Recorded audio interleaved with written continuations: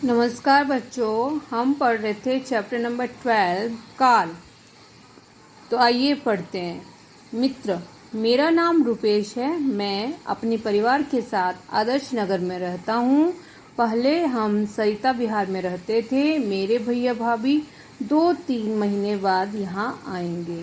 तो आप अभी इतने समझदार हो चुके हो कि आपको ये समझ आ जाती है या ये जान सकते हो कि कौन सा काल के कितने भेद हैं। आपको पता ही है ना, काल के 3 भेद हैं, भूतकाल, वर्तमान काल और भविष्यत काल।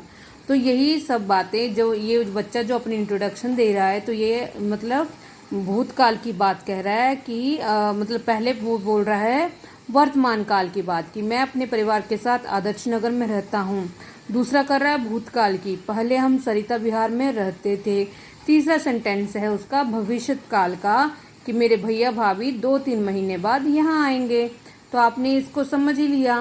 तो निम्नलिखित वाक्यों में रंगीन छपे पदों को ध्यानपूर्वक आपको पढ़ना है और समझना है। हीना छत पर चढ़ गई, हीना छत पर चढ़ रही है, हीना छत पर चढ़ेगी। तो हमें पता है पहला है भूतकाल का उदाहरण, दूसरा है हमारा वर्तमान काल का उदाहरण, तीसरा है हमारा भविष्यत काल का उदाहरण। उसी तरह से मोक्ष ने सुंदर चित्र बनाया, अमोक्ष सुंदर चित्र बनाता है, मोक्ष सुंदर चित्र बनाएगा। भूत, वर्तमान और भविष्यत। तो इन क्रियाओं में हमें पता चल रहा है कि कौन सी क्रिया जो है कौन से काल में हो रही है, वर्तमान में, भूत में या फिर भविष्य में। तो काल क्या है? क्रिया के जिस रूप से उसके घटित होने के समय का बोध होता है। तो काल है क्रिया के जिस रूप से हमें क्रिया के होने के समय का पता चलता है, ज्ञान होता है, उसे कहा जाता है काल। काल के भेद, काल के 3 भेद हैं, भूतकाल, वर्तमान काल और भविष्यत काल। भूतकाल यानी पास्ट टेंस, क्रिया के जिस रूप से उसके बीते हुए समय में होने का बोध हो, जो हमें बताता है कि जो क्रिया है वो बीते हुए समय में हो चुकी है, तो उसे कहा जाता है भूतकाल। हमारी बेचैनी और तनाव खत्म हो गए, चिंता जाती रही, हम बड़े इत्मीनान से घर की तरह बैठ गए, हंसी मजाक शुरू हो गया। आइए अब एक उदाहरण के हंसी मजाक शुरू हो गया। आइए अब एक उदाहरण के अलग अलग रूपों से भूतकाल को विस्तार से समझते हैं। विभा ने गाना गाया, विभा गाना गाती थी, विभा गाना गा चुकी होगी, विभा गाना गा चुकी थी, विभा गाना गा रही थी, गाना लिखा होता तो विभा गा लेती। तो ये सब उदाहरणों से हमें पता चला कि ये जो सब उदाहरण है तो भूतकाल के, लेकिन इसमें जो क्रियाएं हैं उनके घटने के समय जो है वो उसमें अंतर है, वो थोड़े अलग अलग हैं।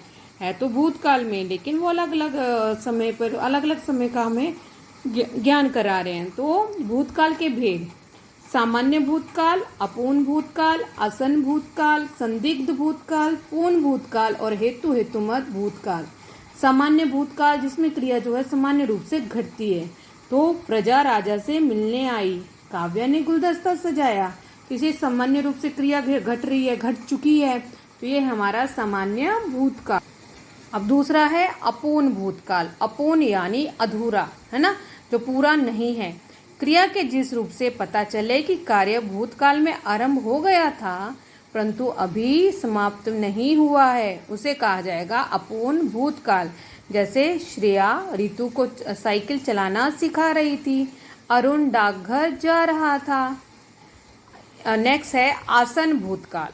क्रिया के जिस रूप से उसके अभी अभी समाप्त होने का बोध हो उसे आसन भूतकाल कहते हैं, जिसमें क्रिया अभी अभी जस्ट थोड़े टाइम पहले ही समाप्त हुई हो, रिसेंट जो लेटेस्ट जो क्रिया अभी घटी हुई है उसे हम कहेंगे आसन भूतकाल। रीमा पुस्तकें लेकर आ गई है, माँ बच्चे को नहला चुकी है।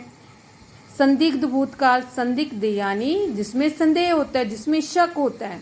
तो क्रिया के जिस रूप से भूतकाल में क्रिया के पूर्ण होने में संदेह हो, जो हमें ये संदेह जहाँ पे हमें शक हो कि भूतकाल में वो क्रिया पूरी हुई है या नहीं है, वो हमें पता ही नहीं है, उसमें शक है हमें, तो उसे कहा जाएगा, हमें संदिग्ध भूतकाल कहेंगे उसे।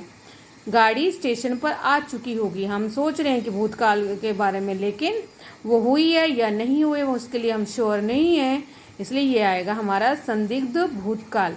अध्यापक कक्षा में आ गए होंगे, ये सोच ही रहे ना हम लोग, पता नहीं हुआ है नहीं हुआ, इसलिए ये कहलाएगा हमारा संदिग्ध भूतकाल।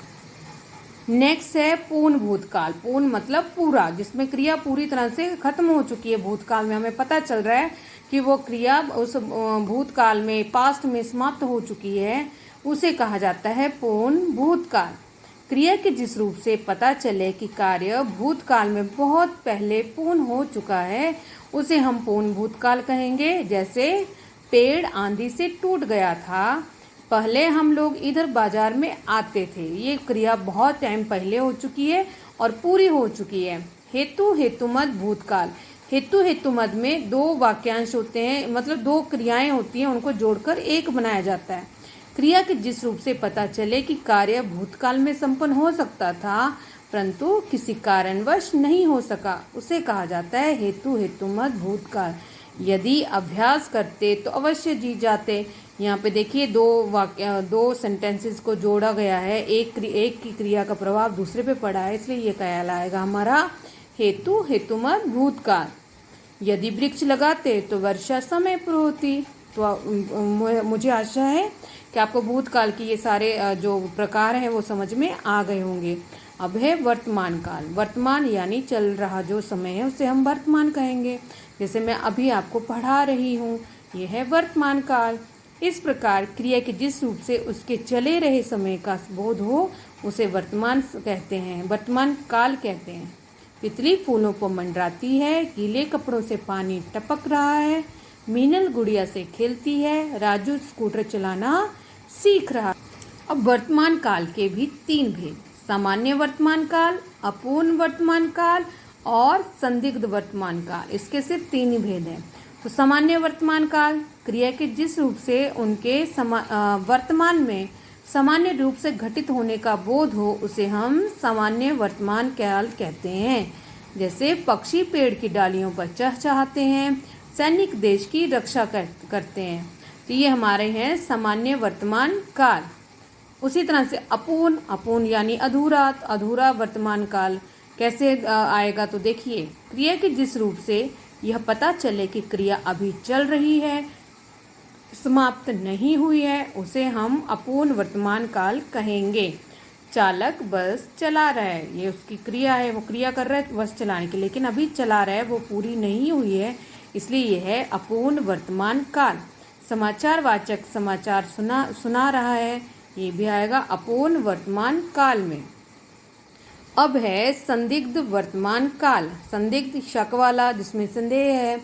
क्रिया के जिस रूप से उनके वर्तमान काल में घटित होने में संदेह हो उसे वर्तमान काल कहते हैं। जैसे फिल्म शुरू हो गई होगी, मुख्य अतिथि पहुंच गए होंगे, वह तो वर्तमान की क्रियाएं, लेकिन उसमें संदेह है, पता नहीं है, वो कंफर्म नहीं है कि वो पूरी हुई है या नहीं, इसलिए ये कहलाएंगे हमारे संदिग्ध वर्तमान काल के उदाहरण।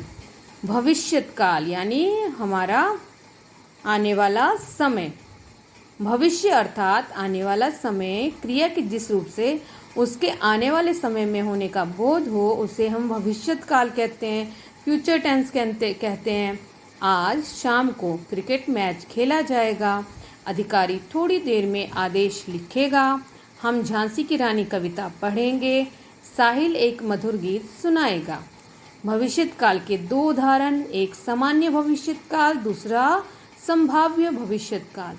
सामान्य जिसमें हमें पता चलता है क्रिया सामान्य रूप से भविष्य में होने जा रही है, वो आएगा हमारा सामान्य भविष्यत काल। क्रिया के जिस रूप से भविष्य में उसके सामान्य रूप से घटित होने का पता चले उसे सामान्य भविष्यत काल कहते हैं। जैसे सोनल गायन प्रतियोगिता में भाग लेगी, रिया नागपुर से संतरे लाएगी। संभाव्य भविष्यत काल, संभाव्य मतलब जिसमें संभावना की जाए, परहैप्स जहाँ पे आता है शायद, काश, तो ये आएंगे हमारे संभाव्य भविष्यत काल में। क्रिया के जिस रूप से भविष्य में उसके पूर्ण होने की संभावना का पता चले, वो संभावना रहे कि वो क्रिया आने वाले समय में पूर्ण होगी, तो उसे कहा जाएगा संभाव्य भविष्यत काल। जैसे शायद वे तुमसे मिलने आए, शायद मेरे मित्र फुटबॉल मैच खेलेंगे। ये हैं हमारे संभाव्य भविष्यत काल के उदाहरण। सामान्य वर्तमान में क्रिया के साथ ता, ते, ती, है, हूँ, हो आदि का प्रयोग होता है। संदिग्ध वर्तमान में क्रिया के साथ ता, ते, ती लगाने के बाद होगा, होगी, होगा इनका प्रयोग किया जाता है। अपूर्ण वर्तमान में क्रिया के साथ रहा है, रहे हैं, रही हूँ आदि लगाया जाता है। और सामान्य भविष्यत काल में क्रिया के बाद एगा, एगी, एंगे, ऊंगी आदि लगाया जाता है। जैसे यहाँ पे हमने अभी पढ़ा था सामान्य भविष्यत काल ना। तो आओ दोहराएं। क्रिया के करने या होने के समय को काल कहते हैं। काल के 3 भेद होते हैं, भूत, वर्तमान, भविष्यत। बीते समय में क्रिया का होना या करना भूतकाल कहलाता है। भूतकाल के भेद सामान्य, अपूर्ण, आसन, संदिग्ध, पूर्णभूत तथा हेतु, हेतुमद। चल रहे समय में क्रिया का होना या करना वर्तमान कहलाता है। वर्तमान काल के भेद सामान्य, अपूर्ण, संदिग्ध। आने वाले समय में क्रिया का होना या करना भविष्यत काल होता है। और भविष्यत काल के 2 भेद सामान्य काल और संभाव्य भविष्यत काल। आशा करती हूँ कि आपको ये चैप्टर समझ में आया होगा। अभी हम मिलेंगे नेक्स्ट वीडियो में, तब तक के लिए बाय।